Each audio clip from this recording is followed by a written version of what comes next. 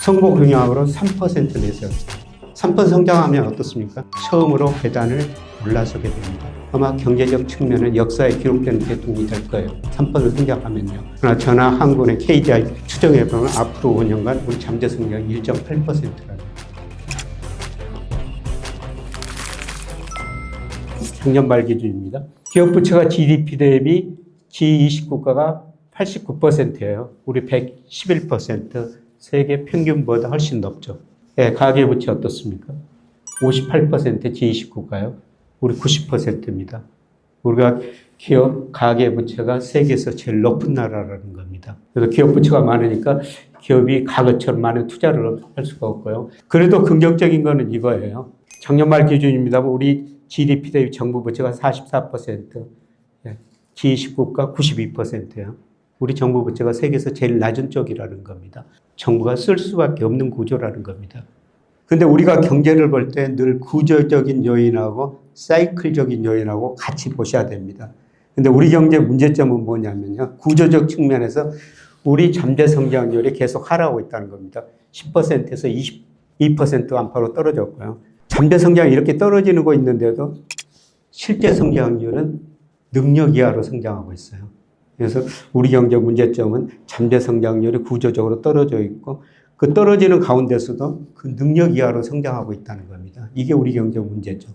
그래서 이재명 정부가 추구하는 게요. 우선은 정부가 돈을 많이 써가지고 능력만큼 성장해보자. 그리고 중장기적으로는 이 잠재 성장률을 올려보자. 이게 경제정책 방향이라고 볼 수가 있습니다. 그러면 잠재 성장률이라는 게 뭐냐면은 인플레이션을 유발하지 않고 성장할 수 있는 능력 혹은 노동, 자본, 생산성을 고려했을 때 우리 경제가 성장할 수 있는 능력, 이게 잠재 성장률인데요. 한국은행이 올해부터 5년 동안 우리 성장 능력을 1.8%로 추정하고 있어요. 그 다음에 2040년 가면 0.7% 계속 떨어진다는 겁니다. 주로 인구가 감소하기 때문이요. 생산 가능 인구가 줄어들고 인구가 줄어드니까 수요가 줄어들 수밖에 없죠. 우리 경제가 성장하려면 생산성이 증가해야 돼요. 근데 생산성이라는 게 하루아침에 증가하는 게 아니죠. 그래서 우리 잠재 성장률이 계속 낮아진다는 겁니다. KDI는 이보다 더 비관적으로 전망하고 있어요. 그러니까 우리 성장률이 얼마나 낮아진 걸 보기 위해서요. 제가 우리나라 역대 대통령 재직기간 연평균 경제성장을 한번 그려본 겁니다.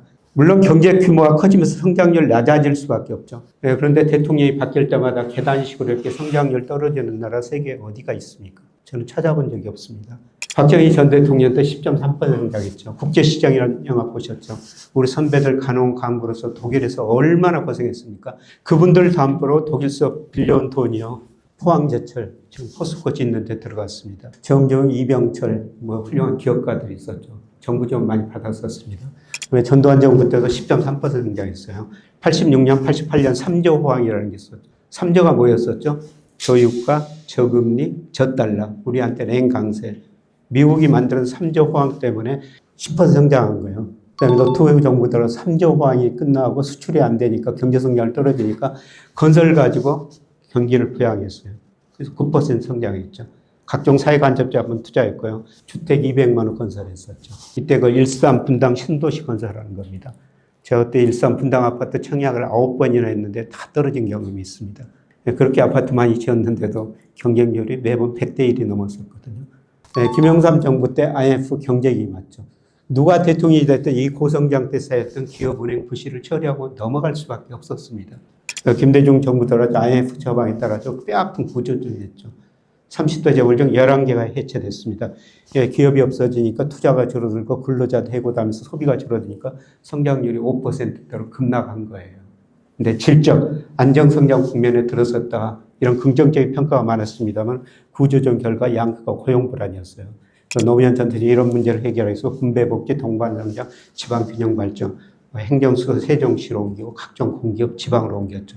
그래서 한전을 나주로 옮기는 등이죠. 그런데 이런 문제가 제가 보기에는 크게 개선되지 않았어요. 성장률은 또 떨어졌고요. 이명박 전 대통령 때 3.4, 박근혜 전 대통령 3.2예요. 지난 문재인 정부가 추구한 게 포용적 성장이었습니다. 여러분, 포용적 성장인 게 뭐죠? 한마디로 나누고 살자는 겁니다. 경제 규모가 이렇게 빨리 커질 때는요, 경제 규모가 커지니까 기업들이 같이 성장할 수가 있었죠. 갈수록 커지는 규모가 상대적으로 축소돼요. 그걸 나눠 가져야 되죠. 경쟁력 있는 기업은 더 많이 가져가고 경쟁력 없는 기업은 시장에 퇴출될 수밖에 없습니다. 차별화, 양극화가 너무 심화되더라는 거죠. 어떻게 생각하면 자본주의 모순이죠. 이런 자본주의를 축출 자본주의라고 그래요. 축출 자본주의 반대말이 포용 자본주의인데요. 아마 거기서 포용적 성장을 아마 따지 않았을까 생각합니다. 근데 어떻든 성장률은 떨어졌고요. 윤석열 정부 성장률 2.1%였습니다. 윤 정부가 내세운 게 역동경제예요. 자유를 통해 가지고 혁신하고 혁신을 통해 가지고 도약하고 그거를 분배하자. 그런 정책 방향을 내세웠죠. 그런데 성장 계단 떨어졌고요. 자, 이재명 정부 들어섰습니다. 선거 공약으로 3% 내세웠어요. 3% 성장하면 어떻습니까? 처음으로 계단을 올라서게 됩니다. 아마 경제적 측면은 역사에 기록되는 대통령이 될 거예요. 3% 성장하면요. 그러나 전화항공의 KDI 추정해보면 앞으로 5년간 우리 잠재 성장이 1.8%라는 겁니다. 아까 우리 잠재 성장을 결정하는 노동자본 생산성을 고려하면요. 올라서기가 힘들다는 겁니다. 저성장 가장 중요한 특징이 양극화예요. 앞으로 양극화는 더 심화되고 그 다음에 우리 소득 증가 속도가 둔화되고 그 다음에 경제 성장이 낮아지니까 좋은 일자리가 축소될 거라는 겁니다. 뭐 제가 A, B, C, D, E로 요약해 놨습니다만 우선 그 AI에 신경 많이 쓰고 있습니다. AI 수석도 만들었지 않습니까? 엔비디아 같은 회사 하나 쉽게 말씀드리면 만들겠다는 겁니다. 여러분 엔비디아 시가총액이 4조 달러입니다. 근데 우리 GDP가 1조 9천억 달러예요. 엔비디아 같은 회사가 하나 나오면 어떻습니까? GDP 껑충 뛰고 좋은 일자리 소득 증가하죠. 그런데 아직 그런 것들이 눈에 보이지 않는다는 겁니다. 2030년 코스피 5천 시대 만들겠다. 이게 이번 정부의 정책 방향 중에서 하나 아닙니까?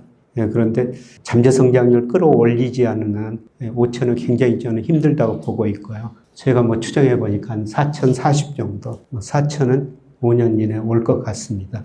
이건 뭐 한번 참고로 하시고요. 물론 우리가 잘 사는 나라는 맞습니다. 제가 58년 개띠, 제가 태어났을 때 1인당 국민 60달러, 초등학교 졸업하고 중학교 갈 때 300달러 했습니다. 얼마나 가난했습니까? 그런 인생 이야기입니다만, 제가 초등학교 졸업하고 중학교 못 갔었어요. 등록금이 없어가지고 산에 나무하러 다녔습니다. 교복 입고 싶고 공부하고 싶었죠. 그러던 차에 저같이 그 중학교 못 간 애들 데려다 교회에서 책상도 없는 마룻바에서 공부시켜서 중고등학교 검정고시했습니다. 그렇게 가난했습니다. 근데 우리 지금 3만 달러 시대 살고 있죠. 그런데 1만 달러, 2만 달러, 3만 달러 돌파하는데 9년, 10년 걸렸어요. 근데 10년이 지났는데도 아직도 3만 달러 중반대에 머물고 있다는 겁니다. 물론 환율 탓도 있지만은 우리 경제 성장률이 그만큼 낮아지고 있다. 4만 달러, 5만 달러 가기까지는 시간이 많이 걸릴 것이다. 이렇게 볼 수가 있습니다. 이런 게 구조적인 문제고요. 그런데 단기적으로 보면은 여러 경제 지표들이 1분기를 저점으로 회복되고 있습니다. 우선 선행지수가 오르고 있고요. 그 다음에 작년에 그 수출이 많이 증가했어요. 그러면서 2% 성장했는데요. 올 상반기에 수출이 감소했죠. 근데 제가 전망해 보니까 하반기 수출이 증가합니다. 특히 우리 수출에 선행하는 G20 선행지수가 계속 올라가고 있습니다. 하반기 들어서 G20 국가가 좀 회복될 거라는 겁니다. 그래서 하반기 들어가면 수출이 증가할 것이다. 이렇게 볼 수가 있고요.